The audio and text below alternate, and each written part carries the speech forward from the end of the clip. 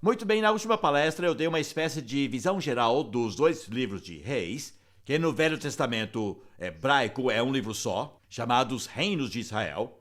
E agora eu quero repassar a história novamente, mas olhando alguns dos reis em maiores detalhes e algumas das crises que são relatados.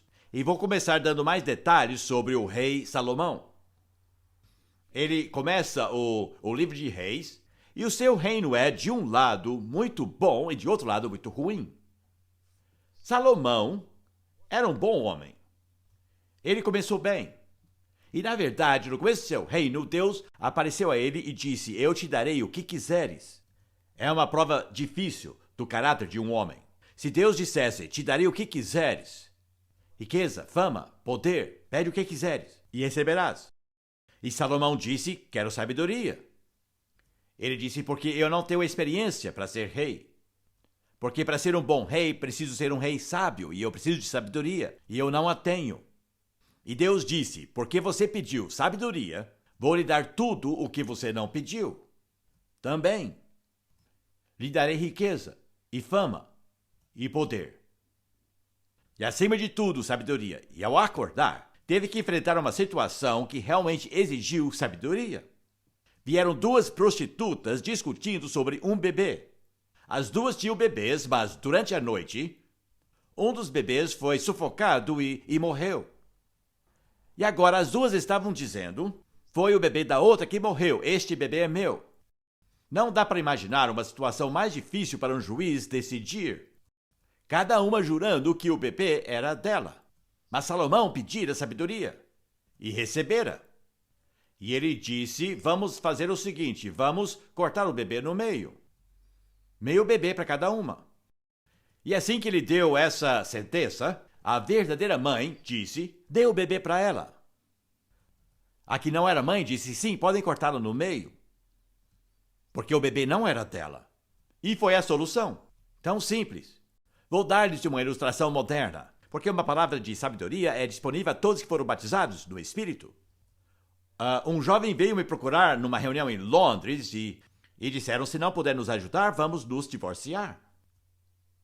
Eu disse: bom, tenho que sair daqui a 5 minutos. E perguntei: há quanto tempo são casados? 3 meses. Vão se divorciar depois de 3 meses? Como se conheceram? E aí ficou bem claro. Ela se oferecera a fazer visitas em prisões e foi mandada para uma cadeia de homens para visitar homens. Isso é procurar encrenca, não é mesmo? Muito bem, ela conheceu esse rapaz e o conduziu ao Senhor. Ele se converteu mesmo, ela lhe ensinou a Bíblia, o discipulou. E depois de alguns anos, ele saiu. Ele disse: não tenho família, nem casa, não tenho onde ir. E ela estava com quase 30 anos, uma moça solteira morando em um apartamento, ela também não tinha família. E ele disse: sabe, eu gosto muito de você, na verdade me apaixonei por você. E ela disse: também te amo. E saíram dali e foram diretos ao cartório para se casarem. Foram morar no apartamento e daí descobriram que eram completamente incompatíveis. Não bastava os dois serem pessoas cristãs.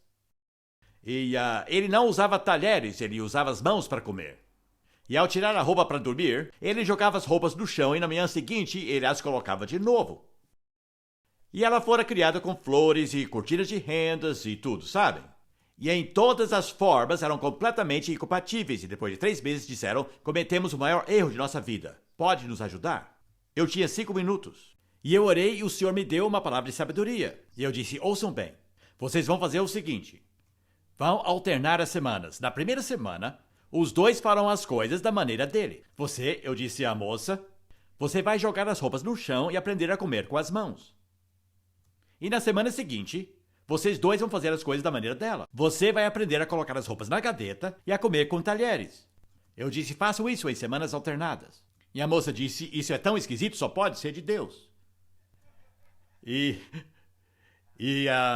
me perguntaram: e que mais? Eu disse: é só isso. E se despediram e eu nunca mais os vi, mas recebi uma carta linda deles 6 meses depois. Querido Davi, não sabíamos que o casamento poderia ser tão maravilhoso. Estamos muito felizes. Mas eu não sei se ainda estão seguindo o meu conselho. Mas, sabem, agora tenho a resposta. Posso escrever um livro chamado Semana Sim, Semana Não. Não, vou lhes dizer alguma coisa. Nunca repassei o mesmo conselho a outro casal. Aquela palavra de sabedoria era para eles. Tiago diz: alguém precisa de sabedoria? Pode pedir ao Senhor, sem duvidar no seu coração. E foi isso que Salomão fez. Deus deu sabedoria a Salomão. Foi um homem sábio.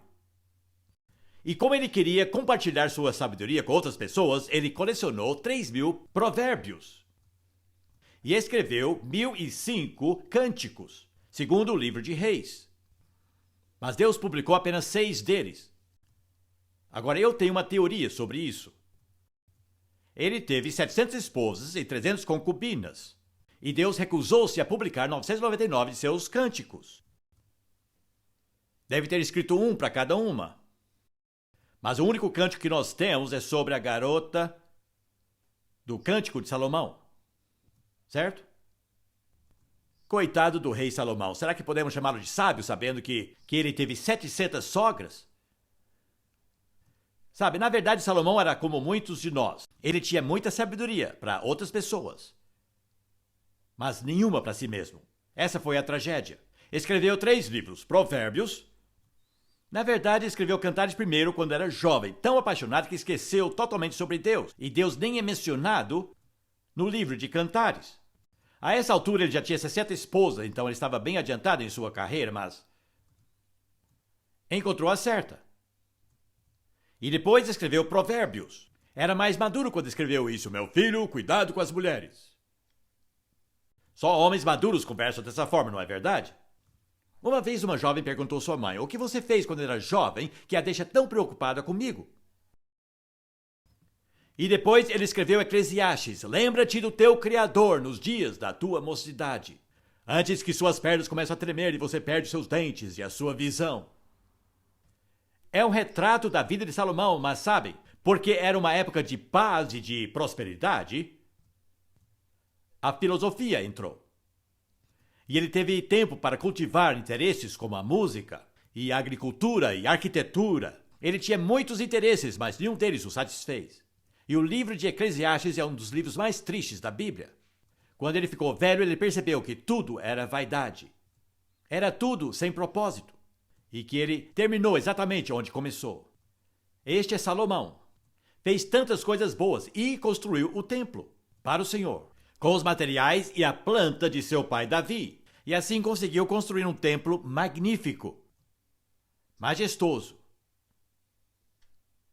Isso lhes dará uma ideia bem simples. Aquele é o Palácio de Salomão e aqui é o templo. Gastaram 7 anos para construir o templo e 12 para construir o seu palácio. Interessante. Mas uma das coisas mais fascinantes que diz o livro de Reis sobre a construção do templo foi que, embora foi construída com pedras lavradas, jamais se ouviu o som de martelo ou de cinzel. Por muitos anos, as pessoas não conseguiram entender isso. Como conseguiram lavrar todas aquelas pedras sem ouvir barulho algum de martelo ou de cinzel? Até que um dia acharam um buraco na montanha, lá no Monte Moriá. Na parte de cima, perto do Calvário, há uma fenda no penhasco. E entraram lá e descobriram uma caverna enorme. Dá para entrar lá, se você for, dá a volta passando o portão de Damasco, tem uma pequena entrada no penhasco. Entra lá, é enorme, é do tamanho do Albert Hall, muito, muito grande. E o chão é coberto com milhões e milhões de pequenas lascas. E a rocha está toda cortada. E desce por metros e mais metros embaixo do templo. E a pedra é tão macia que pode ser cortada com um canivete, ou até com as unhas. Mas ao trazer um pedaço da rocha fora daquela caverna, ele oxida e endurece bastante. Olha, trouxe um pedaço. Estão vendo como é dura? Mas foi removida com um canivete. É tão macia que é facílima de ser cortada. Depois oxida e fica dura e branca. Uma pedra linda e branca. Em outras palavras, todas as pedras vieram aqui de baixo. Nessa caverna enorme, cortaram todos os blocos. E depois mandavam-na para cima. Se forem ao Muro das Lamentações, embora o nome hoje é outro, é o Muro Ocidental. Se procurar o Muro das Lamentações hoje, vão enviar à Receita Federal. Mas o muro ocidental, ao examiná-lo, verá blocos de pedra com 12 metros de comprimento, com um de altura e um de profundidade, pesando quase 100 toneladas. recortadas da rocha macia, transportada em roldanas e depois encaixadas. E foi assim que Salomão construiu o templo.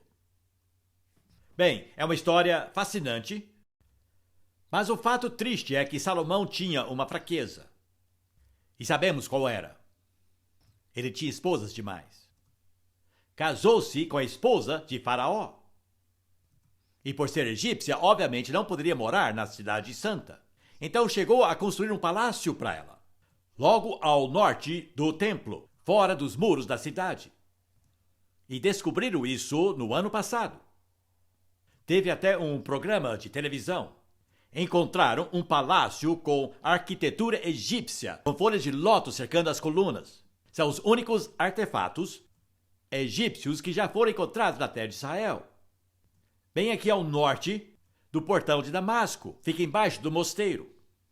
Descobriram o palácio que Salomão construiu para a filha de Faraó. É muito interessante como muitas coisas da Bíblia estão sendo confirmadas com essas escavações que as pessoas fazem lá na poeira do Oriente Médio. Então, Salomão construiu um templo magnífico, e isso aconteceu 480 anos depois de saírem do Egito, quando Salomão abriu o templo. E uma das orações mais inspiradoras da Bíblia é a oração que Salomão fez na dedicação do templo. Foi inaugurado durante o 7º mês, na festa dos tabernáculos, e a glória de Deus desceu, como descera antes sobre o tabernáculo, sobre a tenda. É uma história muito linda, mas depois nós vemos como muitas de suas esposas trouxeram deuses pagãos ao palácio, na cidade onde Deus pusera seu nome. E isso trouxe consequências muito terríveis sobre todo o povo da nação. E além do mais, para construir tudo isso, ele praticamente usou trabalho escravo e impostos altíssimos, e isso trouxe muito ressentimento às tribos do norte, porque estavam pagando impostos para construir coisas no sul. E dá para perceber, ao lermos a história, que na verdade Salomão estava levando a nação rumo a uma catástrofe.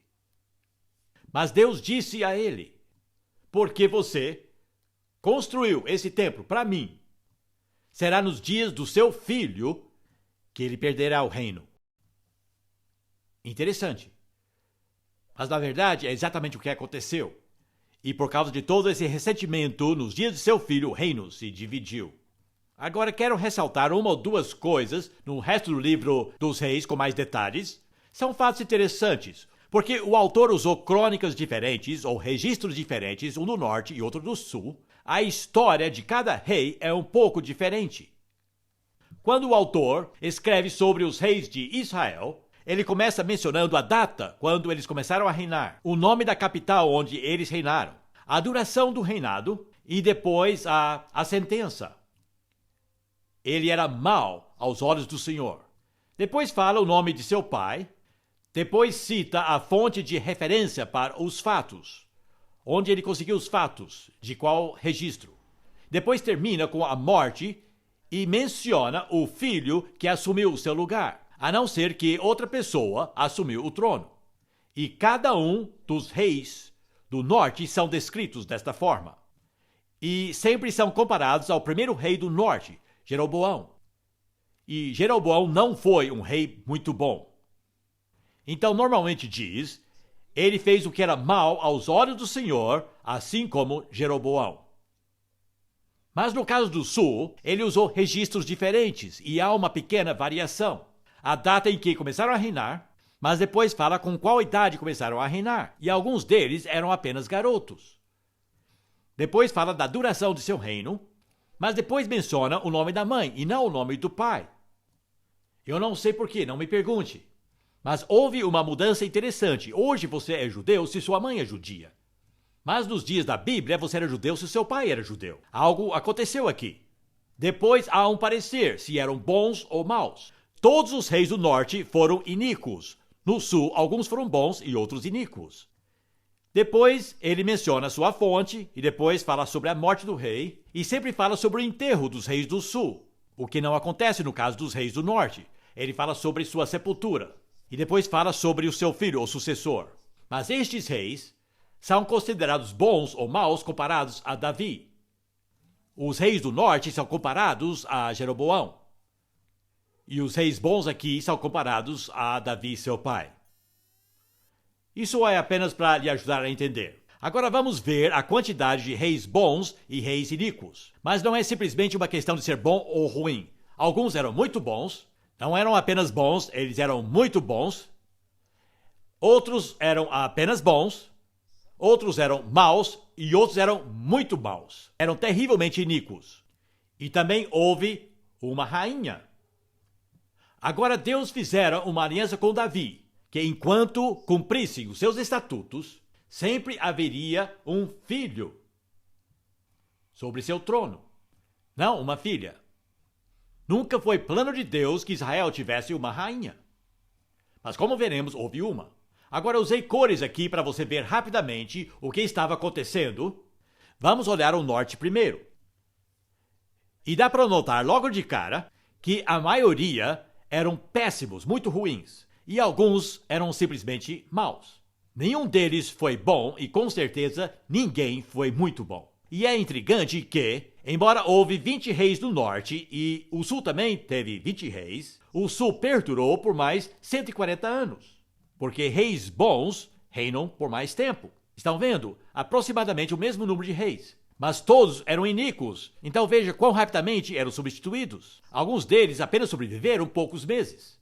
E depois foram mortos. Realmente é uma história muito triste. Um dos piores, claro, foi um homem chamado Jeú, e um outro bem iníquo era um homem chamado Acabe. E ele casou-se com uma princesa estrangeira, uma fenícia, de Tiro. E o nome dela, na sua língua nativa, significava prímula. Mas, infelizmente, em hebraico significava lixo. E o nome era Jezabel. Então ele se casou com a princesa Prímula, que no hebraico era conhecida como princesa lixo. Só uma curiosidade, mas ela era terrível. Mas precisamos saber a respeito dela, porque mesmo em uma das 7 cartas às 7 igrejas da Ásia, no livro do Apocalipse, fala de uma Jezabel arruinando uma igreja. E o espírito de Jezabel ainda persiste. Jezabel fazia gato e sapato de Acabe. Uma vez Acabe viu uma vinha e ele possuía muitas propriedades, mas ele viu esta pequena vinha e o dono era um homem chamado Nabote e Acabe disse à sua esposa Jezabel um dia: "Sabe, aquela vinha é muito bonita, eu gostaria de incluí-la nas minhas propriedades." E ela disse: "O que está te impedindo?" "Ah, mas pertence a Nabote." E ela respondeu: "Isso não é problema." E ela mandou matar Nabote. E Acabe ganhou sua pequena vinha. Isso é Jezabel. E foi durante esse período que o primeiro grande profeta, Elias, foi enviado para lidar com a situação. Se algum dia tiver a oportunidade, visite Monte Carmelo. Tem 20 quilômetros de extensão e adentro o mar um pouco, mas na sua extremidade oriental, na direção do interior, há uma depressão enorme no cume do monte, um pouco abaixo do cume. E é uma arena natural onde 30.000 pessoas poderiam se ajuntar para assistir a algum espetáculo. E com certeza foi o lugar onde Elias desafiou os profetas de Baal que Jezabel havia trazido ao palácio, porque há uma fonte ali que nunca seca mesmo em tempos de seca. E ali não havia chovido por 3 anos e meio, mas a fonte ainda tinha água. Um amigo meu, Leonard, que faleceu no dia do Natal, alguns anos atrás, aos 90 anos, ou 90 anos, não sei. Bom, de qualquer forma, ele esteve lá por muitos anos, como policial durante a ocupação britânica. E ele tinha como hobby a arqueologia. E ele subiu até aquela arena e ele passou 3 dias ali. Ele ficou de 4, andando para frente e para trás, para ver se achava quaisquer restos do altar de Elias. Se lembram daquela história? Quando Elias construiu um altar e desafiou os profetas de Baal para construir o seu próprio altar do lado do dele. E disse: "Agora clamem por fogo." Foi um desafio muito inteligente, porque agora sabemos que os altares de Baal tinham um túnel por baixo. E o sacerdote ficava ali com uma caixa de fósforos. E quando o povo clamava a Baal, o fogo descia. Por isso Elias disse: "Construa um altar aqui, ao ar livre." Sabem? Foi brilhante. Construa aqui na nossa frente. E depois vocês façam descer o fogo, como sempre fazem. E o profeta Elias era um homem muito ousado. e disse: agora eu farei um altar ao Senhor. E ele disse: além disso, quando eu colocar a madeira e o sacrifício, quero que encham vários baldes de água daquela fonte para derramar sobre o altar. E então veremos quem é Deus. E foi tão ousado que começou a zombar dos sacerdotes, de tal forma que, se sua tentativa tivesse fracassado, seria morto na hora. Eles gritavam: Baal, Baal, Baal! E ele dizia: gritem mais alto, talvez esteja viajando, talvez esteja no banheiro, gritem mais alto! Chacoalhando deles. Nas nossas versões de hoje, diz que Elias falou: talvez Baal esteja ocupado. Mas na verdade é um eufemismo para dizer ele foi ao mato para se aliviar. Ele estava debochando de Baal. Imagine a sua ira se ele fracassasse. E finalmente chegou 3 horas da tarde, a hora da oblação da tarde. Agora Deus, mostra quem é Deus. Então, meu amigo Leonard se rastejou procurando qualquer coisa e achou uma pequena rocha do tamanho de um ovo de ganso. E de um lado havia uma lâmina de vidro verde, fundido com a pedra. Acho que alguns já viram. Sabem? E não sabia o que era. E levou ao professor de geologia na Universidade Hadassah em Jerusalém e disse: pode me dizer o que é isso? E ele disse: posso lhe dizer o seguinte, você não encontrou isso em Israel? E ele disse: achei sim, mas não vou dizer onde até você me dizer o que é. E o professor disse: deixa comigo por 3 dias, mas posso tirar uma lasquinha para examiná-la com o microscópio? E ele disse: tudo bem. E ele voltou depois de 3 dias e o professor disse: você vai ficar terrivelmente desapontado. Por quê? Porque não passa de um pedaço de calcário comum. E perguntou: mas o que é essa lâmina de vidro verde do lado aqui? Ele disse: não consegui arranhar isso com o anel de brilhantes da minha esposa. E o professor disse: bom, isso também é calcário, mas foi submetido a um calor quase indescritível. É o tipo de coisa que você encontra depois de uma explosão atômica. E aí Leonard sabia que estava com um pedaço do altar de Elias. E carregou no seu bolso pelo resto da vida. O fogo de Deus queimara aquela pedra, derretendo-a e cristalizando-a. Quando eu levei um grupo para lá, eu os coloquei de 4, procurando fragmentos para mim. E procuraram por apenas 10 minutos e de repente eles ficaram de pé e vieram na minha direção. Acharam alguma coisa? Disseram não. E vamos parar de procurar. E perguntei: ué, estão de greve? E disseram: não queremos nosso pastor adorando relíquias. Então nunca consegui. Mas este foi o desafio. E depois, Jezabel ficou sabendo. E ela o ameaçou. E Elias fugiu para salvar a vida. Impressionante, uma mulher amedrontou o profeta do Senhor. E ele fugiu. Ele foi até o Negev. E estava tão exausto por ter corrido tanto que adormeceu. E daí veio um anjo. Veio o anjo e preparou uma refeição. Não foi lindo isso aí? Vocês sabiam que anjos cozinham? Mas Deus foi tão gentil. Ao invés de recriminá-lo por ter fugido, ele disse: você não come faz tempo, agora lhe mandei um anjo para preparar uma refeição. Agora coma isso e vamos conversar. Não foi lindo? E Eliseu foi seu sucessor. Uma palavrinha sobre Eliseu. Estava arando quando Elias o chamou. E Eliseu disse: quero uma porção dobrada de seu espírito. Agora, ele não quis ser 2 vezes mais profeta que Elias foi. Simplesmente queria dizer: se um homem tivesse 4 filhos, a herança seria dividida em 5 partes ao morrer, e a porção dobrada pertencia ao filho mais velho, que a partir daí era o herdeiro do negócio da família. E o dinheiro a mais era para ajudar com as responsabilidades, estão entendendo? Então, ao pedir uma porção dobrada do espírito de Elias, ele estava pedindo para ser o seu herdeiro, para assumir o ministério. E Elias disse: se você me ver partir, será o meu herdeiro. E Elias foi um dos poucos que não morreu, como Enoque. Mas Enoque foi a pé e Elias cavalgou. E Elias viu quando um carro veio e o levou até o céu. E viu quando o manto de Elias caiu. E ele foi e pegou aquele manto. E caminhou até o rio Jordão, porque antes, ao atravessar o Jordão, Elias usou o seu manto para lançar sobre o rio e as águas partiram.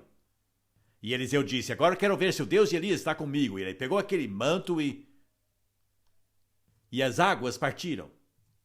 Os dois eram bem diferentes. E quero que observe o seguinte: Elias era mais um lutador, um pregador. o homem que desafiava o povo. Eliseu era bem diferente. Eliseu levantava os mortos. Num vilarejo, filho de uma viúva, ressuscitou o morto. Lá em Sunem, que fica a 1 quilômetro de uma cidadezinha chamada Naim. Isso lhe lembra alguma coisa? E Eliseu alimentou 4.000 pessoas com alguns pães de cevada. Lhe faz lembrar alguma coisa?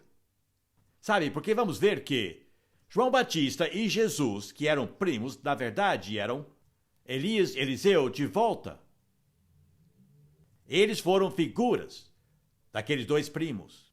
É impressionante, vocês devem estudar Elias e Eliseu. Mas podemos ver aqui que Deus mandava profeta após profeta após profeta para avisar o seu povo de seus maus caminhos. Começando com Abias, o primeiro, Jeú, Eliahu, ou Elias para nós, Miqueias, Eliseu, Jonas. Jonas aparece no livro de Reis, as pessoas pensam que ele foi um mito. Então por que está no livro de Reis? Amós e finalmente Oséias. Oséias, que homem! Um dia Deus lhe disse, eu quero que saia e encontre uma prostituta. O que, senhor? Eu sou profeta. O que devo fazer com ela? Case com ela. E depois, senhor? Bom, vocês vão ter filhos. Mas quero lhe avisar, ela vai gostar do primeiro filho, mas não vai gostar do segundo. E o terceiro nem será seu filho, senhor pregador. E assim foi, os 3 filhos vieram. E depois, senhor? Bom, ela voltará às ruas, ela voltará à sua antiga profissão. Então, o que farei com 3 filhos? Bom, você vai procurá-la e pagar seu cafetão para tê-la de volta e ficará com ela. E a amará. E depois, senhor? Depois você irá e falará aos filhos de Israel, é assim que eu me sinto sobre eles. Oséias é um livro muito emotivo. Foi o último apelo de Deus a uma esposa infiel que estava correndo atrás de outros deuses. Um apelo impressionante, mas ninguém prestou atenção. E se foram? Se olhar aqui, verá que não tem tantos reis iníquos. Tem uma pessoa horrível aqui. A rainha Atalia. E sabem quem era? Era filha de Jezabel. E casou-se com o rei de Judá, no sul. Ele não deveria ter feito isso. E ela era muito ambiciosa, ela quis ser a primeira rainha de Israel. Então, o que foi que ela fez? Ela matou sistematicamente todos os filhos da linhagem real de Davi, um atrás do outro, para se tornar a rainha. Mas o sumo sacerdote da época foi precavido e sequestrou o filho mais jovem, Joás, e o escondeu. E no final de tudo, Atalia foi morta e Joás se tornou rei, ainda garoto. Aqui vemos 2 reis ótimos, muito bons, Ezequias e Josias. Ezequias era contemporâneo de Isaías e podemos ver parte de sua história no livro de Isaías. Mas mais uma vez há uma mistura de coisas boas e coisas ruins. Ezequias foi um rei bom e fez muitas coisas boas. Foi ele quem escavou o túnel para trazer água para Jerusalém e torná-la segura contra os inimigos, e fez muitas outras coisas boas, mas depois ele ficou gravemente doente, e 2 homens vieram de longe, de uma cidadezinha chamada Babilônia, parabenizando-o pela recuperação. E vieram e disseram, Ezequias, nosso rei lá na pequena Babilônia, ouviu de sua doença, e ficou feliz por ter se recuperado. E Ezequias ficou lisonjeado. Por alguém de tão longe, ouvira sobre sua enfermidade e ficara preocupado. E ele perguntou, gostariam de ver meu palácio? E ele lhes mostrou todo o seu palácio. E depois perguntou, gostariam de ver o templo também? Os tesouros do nosso templo? E mostrou-lhes todo o ouro e a prata do templo. E depois disse, voltem e agradeçam o seu rei por ter mandado vocês para me visitar. E Isaías veio ao palácio e perguntou, quem eram aqueles homens? Ah, eles vieram lá da Babilônia. Trouxeram presentes do rei por causa da minha doença. E o que ele lhes mostrou? Ah, eu lhes mostrei o meu palácio, e mostrei o templo, e todos os tesouros do templo, o ouro e a prata. Esses babilônios virão, e levarão todo o ouro e a prata que você lhes mostrou. E embora demorou para acontecer, mas um dia aconteceu. Então Ezequias foi uma mistura, mas ele fez umas coisas muito boas. O outro rei que foi muito bom, que foi ótimo, assumiu o trono com apenas 8 anos de idade. E Josias nasceu no mesmo ano que o profeta Jeremias. Foram literalmente contemporâneos. E quando Josias se tornou rei, Jeremias tinha 8 anos. Mas neste relato não se fala uma palavra sobre Jeremias. Josias estava preocupado porque o templo estava mal conservado, estava sujo e precisando de uma pintura. Então ordenou que o templo fosse reformado. E enquanto limpavam o templo, acharam um baú antigo totalmente coberto com teias de aranha e quando o abriram, lá dentro estava o pergaminho de Deuteronômio. Não havia sido lido em anos. E trouxeram para o rei Josias, e quando ele o leu e leu as maldições, ele disse: vocês compreendem que fizemos tudo para merecer essas maldições? Ele disse: precisamos acertar isso já, e ordenou uma reforma nacional. E destruíram todos os lugares altos dos pagãos, destruíram todos os ídolos, e realmente pareceu que resolveria tudo, mas não resolveu. Porque não se pode transformar uma pessoa por um decreto. Leis não mudam os corações das pessoas, apenas o seu comportamento. Mas seus corações não. E Josias cometeu um erro grande. Ele decidiu ir à guerra contra o Egito. E foi morto em batalha. E perderam esse bom rei.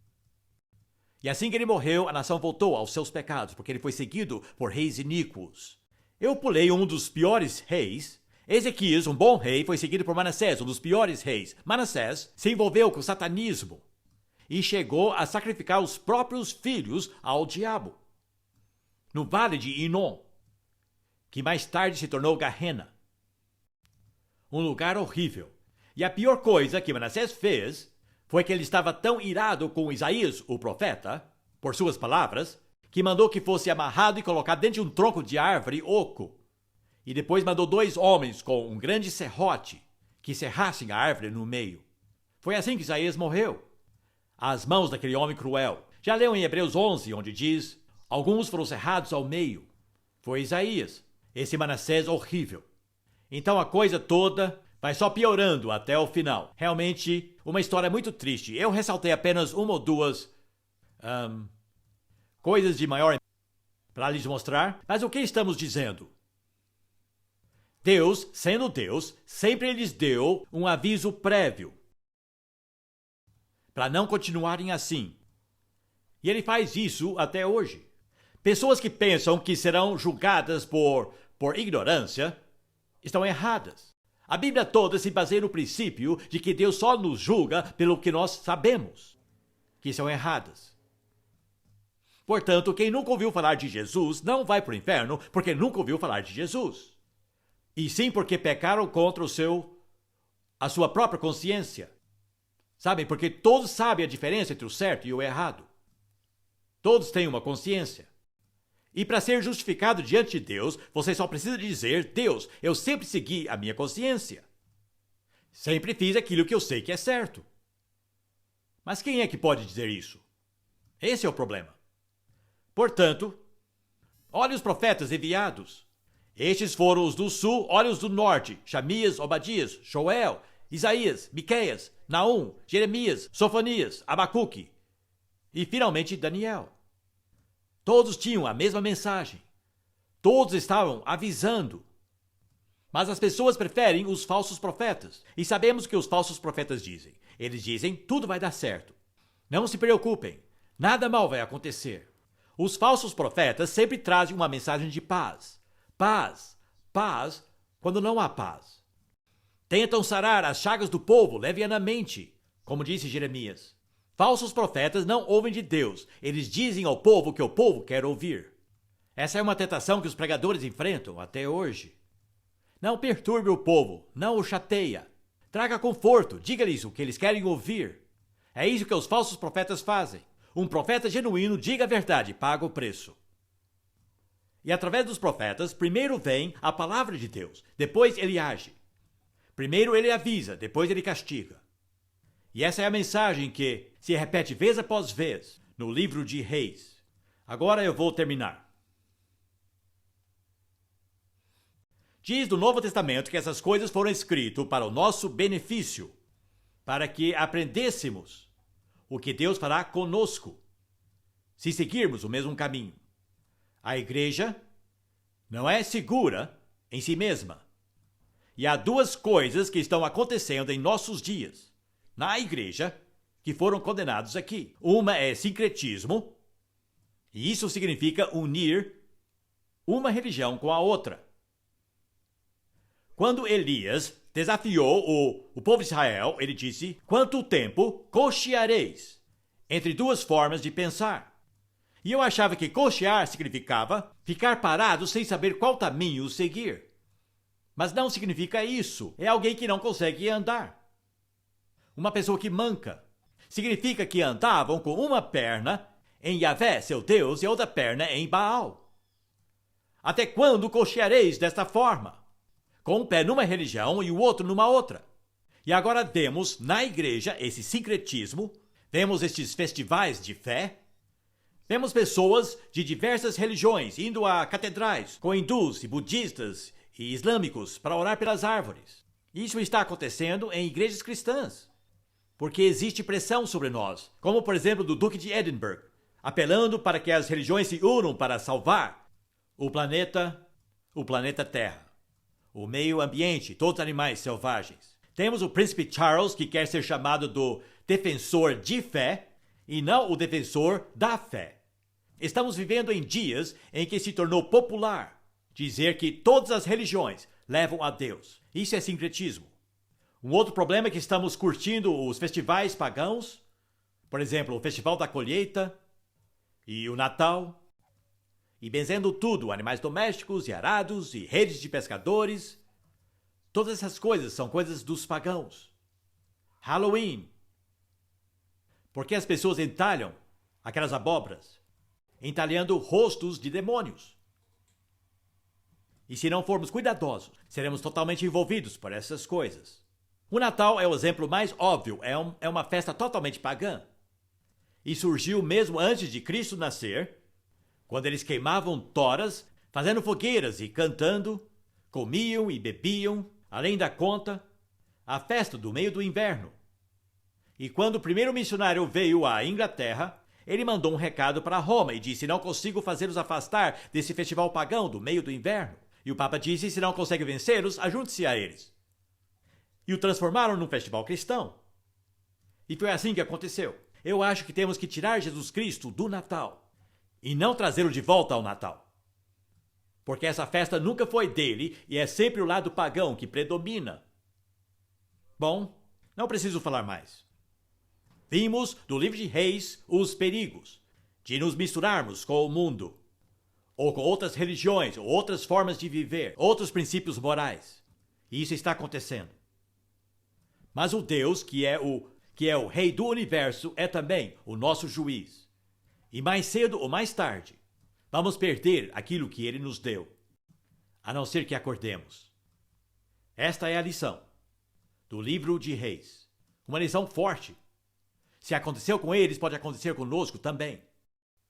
Que Deus nos dê sabedoria para entender as lições que ele está tentando nos ensinar. Para que aprendamos o jeito mais fácil, aprendendo com os outros, ao invés de aprender o jeito mais difícil, com os nossos erros. Ou aprendemos sabedoria porque foi nos repassado, ou podemos aprender na escola da experiência, que é através de pancadaria. Temos essas duas maneiras. Por isso que Salomão quis repassar isso a seu filho. Meu filho, ouça o que eu digo. Você não precisa aprender pelo caminho difícil. Aprenda comigo. E as Escrituras têm o poder de nos tornar sábios para a salvação. Não nos torna espertos, mas nos torna sábios. E evitar os erros terríveis que o povo de Deus de antigamente cometeu.